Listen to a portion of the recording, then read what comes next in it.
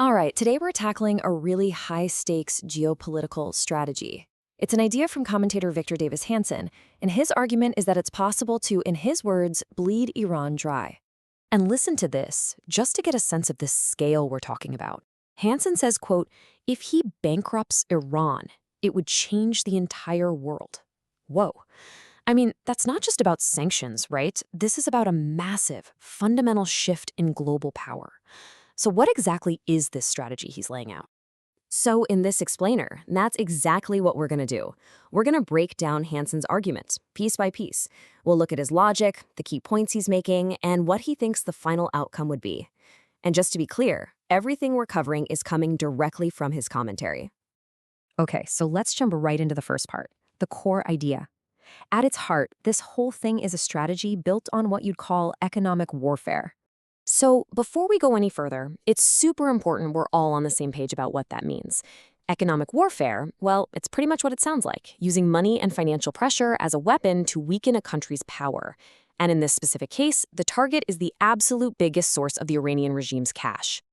And here's the absolute linchpin of the whole strategy.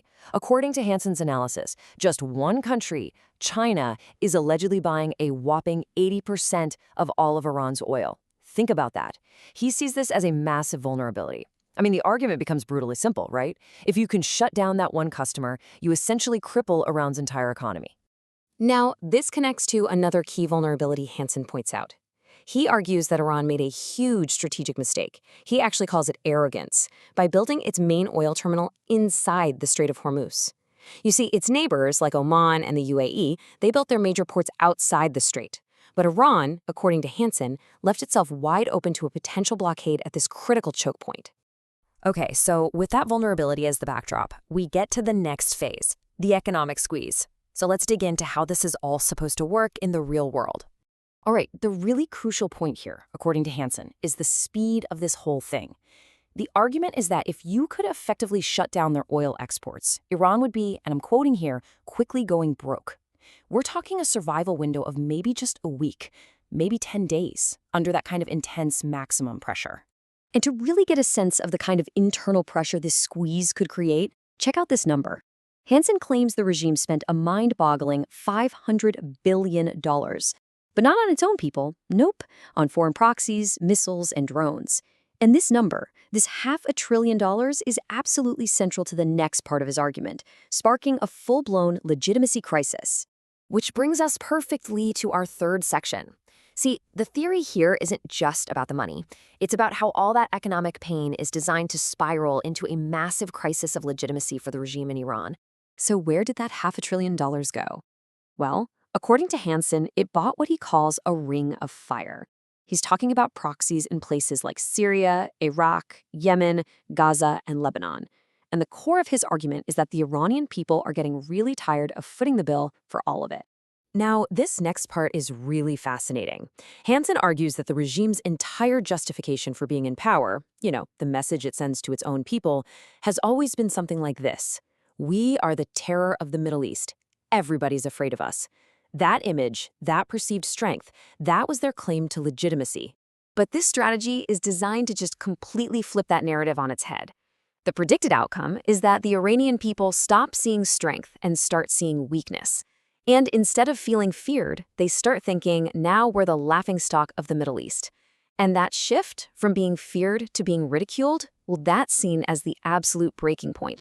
So the theory goes that once that fear is gone, you've got an angry, financially strapped population that's going to start demanding a huge shift in priorities. They're going to demand that the government stop funneling money to what Hanson calls Arab terrorists and start focusing on needs at home, like just putting food on the table. All right, so where does all this lead? What's the predicted endgame here? In our final section, we're going to look at the ultimate geopolitical stakes and the final outcome that Hanson lays out. To kind of paint a picture of how fast things could unravel, Hanson actually draws a parallel to the fall of the Berlin Wall. His point is that once that process started, the collapse of the whole Soviet bloc was basically predestined, even though it still took a couple of years to fully play out. He sees that same kind of inevitability here, as long as the economic pressure is kept up. And this argument also bleeds into domestic politics, too. Hanson frames the whole debate inside the U.S. as a straight-up political fight. He says on one side you have the proponents who are aiming for this huge, world-changing foreign policy victory.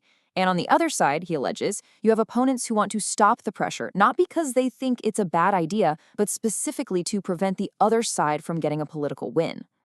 And that framing really explains the sense of urgency in his argument.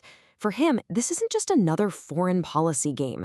It is, and he says this directly, a once-in-a-lifetime chance to completely change the geopolitical map of the Middle East. So, to wrap it all up, Hanson's argument lays out this very clear, very stark vision. A once-in-a-lifetime chance to bankrupt a hostile regime using focused economic warfare. The whole strategy is designed for a really quick collapse, but it absolutely relies on putting on immense pressure and, let's be honest, deliberately creating instability. And that really leaves us with the huge central question that this whole argument brings up. What is the real cost of trying to bleed a nation dry?